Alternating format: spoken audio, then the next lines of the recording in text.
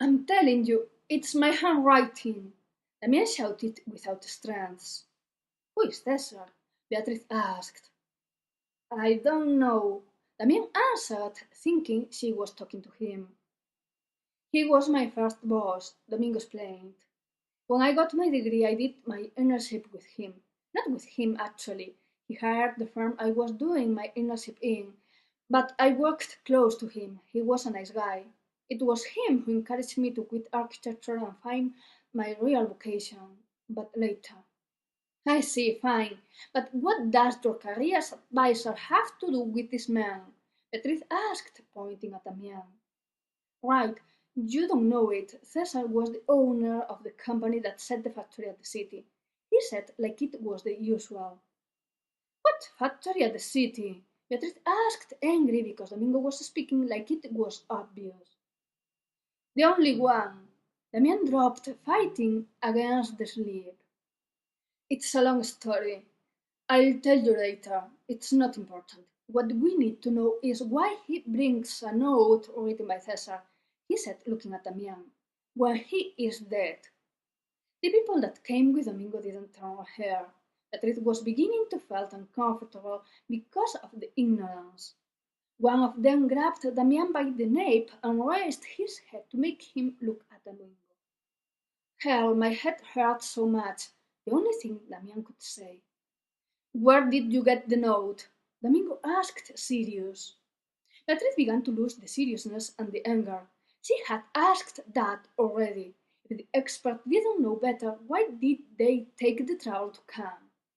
I'm telling you, I wrote it on my own, Damian insisted.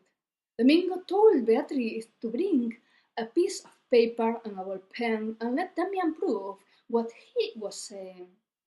Damian tried to explain his hands were tied to the armchair, therefore he couldn't write.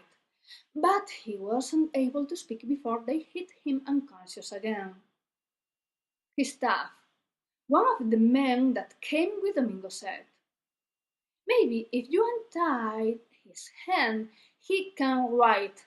Beatrice dropped with sarcasm. Otherwise, he'd better spread in with his eyes. Domingo looked at her badly, suggesting that maybe it would be better she warned them before the meeting, because the torture, for the sake of it, wasn't their target.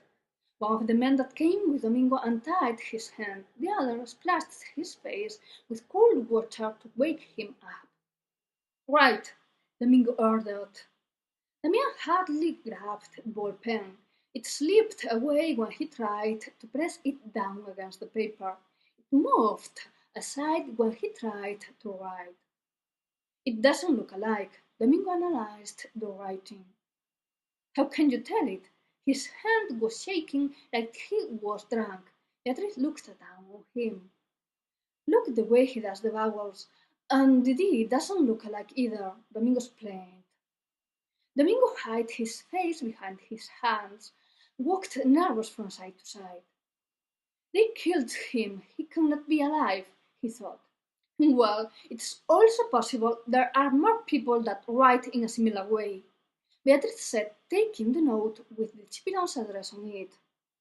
It's not a so characteristic handwriting. Plus, I know it too, and I had never met the so-called Cesar.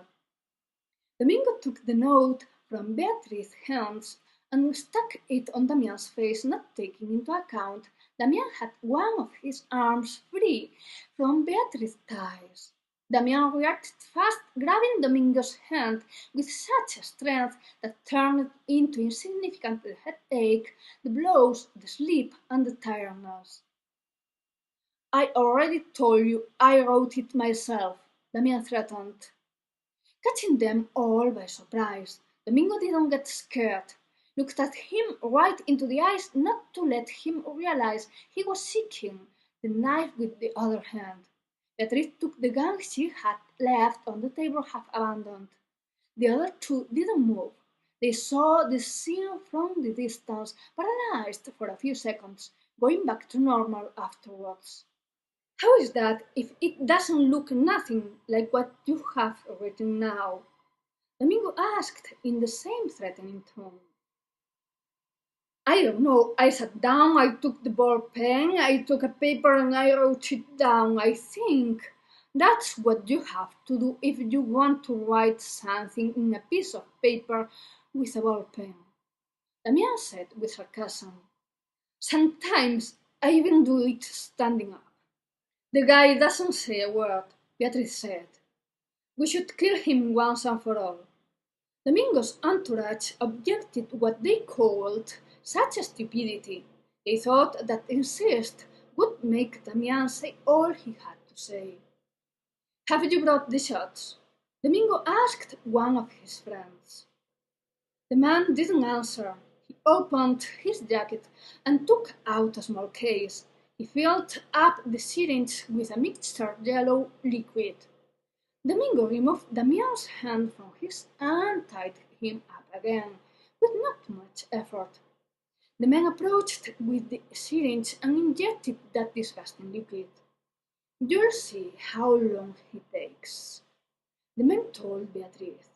3 seconds, no more. Rita's in danger. The government is after her. Write the address. I have to take her there. Leon rapped her description out.